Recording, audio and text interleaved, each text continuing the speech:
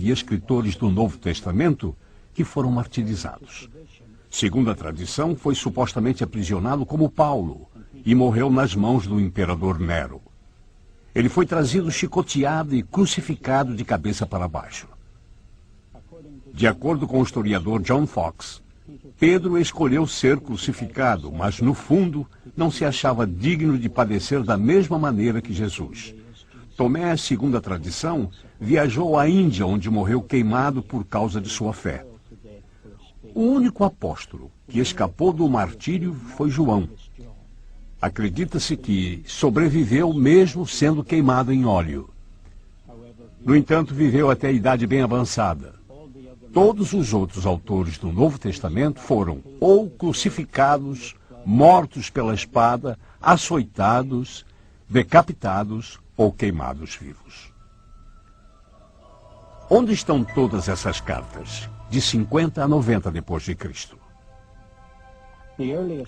Os mais antigos fragmentos do Novo Testamento datam do ano 120 a 150 depois de Cristo.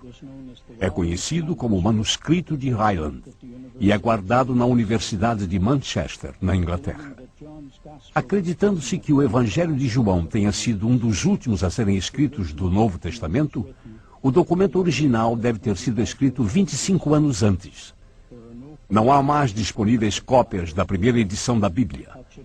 Mas isso não deve nos alarmar após termos tomado conhecimento como era exaustiva a preocupação com relação a documentos antigos e meticulosa supervisão em conservá-los.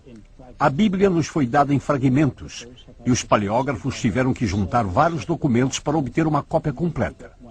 As descobertas mais recentes desses manuscritos confirmaram o meticuloso processo de cópia das Escrituras e dissipou a concepção de que a Bíblia não é uma tradução precisa dos autores originais. A mais recente dessas descobertas ocorreu em 1947, ao serem encontrados rolos de pergaminho no Mar Morto. O mais importante segmento disso se referia ao Qumran. Existiam 11 grutas onde eles em grupo encontraram esses documentos, e com isso acreditou-se que era parte da biblioteca de uma seita dos essênios, o qual tinha uma pequena comunidade não muito longe de onde estamos neste momento. Nos foi de grande valor todas essas descobertas. Em primeiro lugar, nos habilitou a reproduzir coletivamente todo o Velho Testamento, com exceção do livro de Esther. Em segundo, foi construída uma ponte que nos aproximou dos manuscritos originais de 1000 anos atrás, sobre tudo que possuímos anteriormente. E em terceiro lugar, e provavelmente o mais significativo, descobrimos que realmente não tivemos que fazer nenhuma alteração no que fora traduzido originalmente na Palavra de Deus.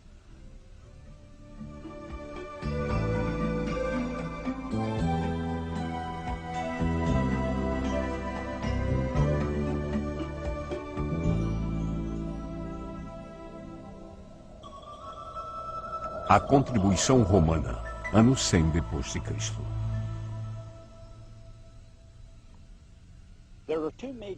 Houve duas grandes contribuições feitas por Roma ao cristianismo, embora não tenha sido intencional. A primeira foi no campo da lei administrativa.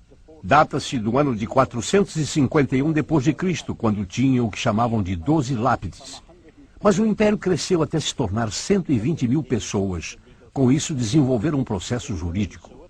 E uma vez tendo sido bem feito, tornou-se a base das leis na Europa, especialmente na Inglaterra. E por causa desta última, também nos Estados Unidos, Canadá, Austrália, África do Sul e onde quer que o idioma inglês fosse falado. Foi uma grande contribuição ao cristianismo, pois onde quer que seus cidadãos fossem pelo mundo, estariam debaixo dessa proteção. A segunda maior contribuição foi na área da construção. Eu digo construção porque a maior preocupação era a mobilização de um exército. Eles queriam ter a certeza de que o exército poderia se locomover da forma mais rápida possível. Assim, construíram estradas, pontes e muralhas. Aqui ao meu lado pode ser visto um aqueduto construído no século II, que trazia água fresca à cidade de Cesareia. E observe como está bem conservado, ainda nos dias de hoje. Esses dois e muitos outros contribuíram grandemente para a expansão do cristianismo. As catacumbas sob a cidade de Roma eram usadas para enterrar os cristãos. Estima-se haver 4 milhões de covas aqui. Em Roma, existiam 40 congregações cristãs separadas, encontradas logo após a última perseguição. Nesta época, os cristãos poderiam ser encontrados no Império Romano, bem como na distante Inglaterra. Não somente cresciam numericamente, mas penetravam verticalmente através de cada segmento social. Sabemos que não somente os pobres, mas também os ricos seguiam com prazer. O cristianismo nunca sobreviveria sem a Bíblia. Era o que a igreja primitiva tinha em comum. Se tornou o verdadeiro fundamento no qual os seus seguidores viviam e morriam. Dando os primeiros passos, ano 150 depois de Cristo.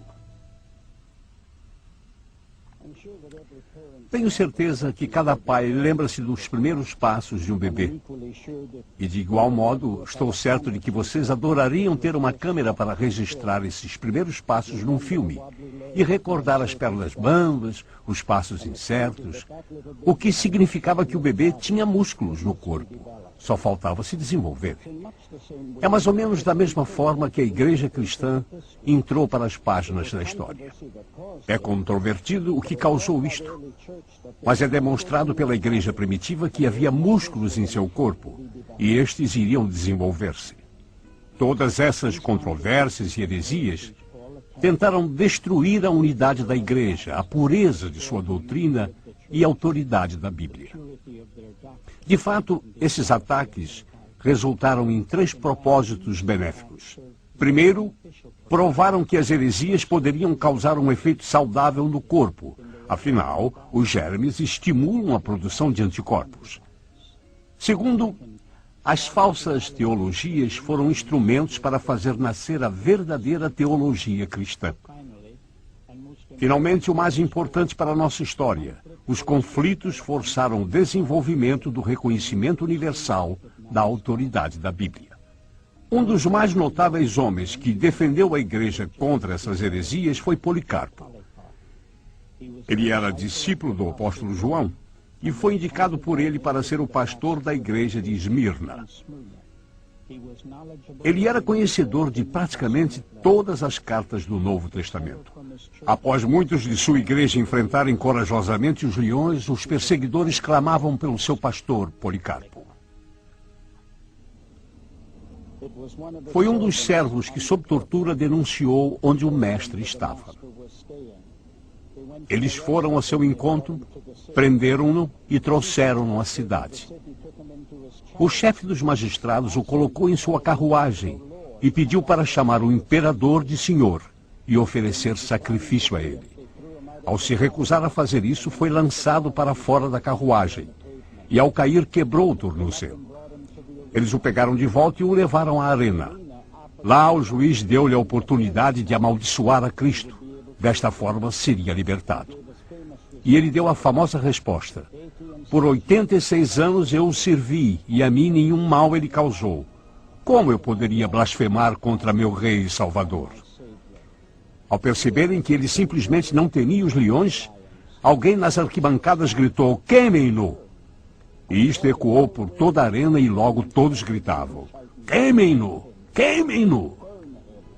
Quando ele foi lançado ao fogo, o executor, insatisfeito por estar queimando rápido demais, penetrou uma lança em seu corpo. Quando o martírio terminou, seus amigos, remexendo entre as cinzas, encontraram os ossos e os levaram para fazer um enterro decente. As transformações do Coliseu de 80 a 303 depois de Cristo. Aqui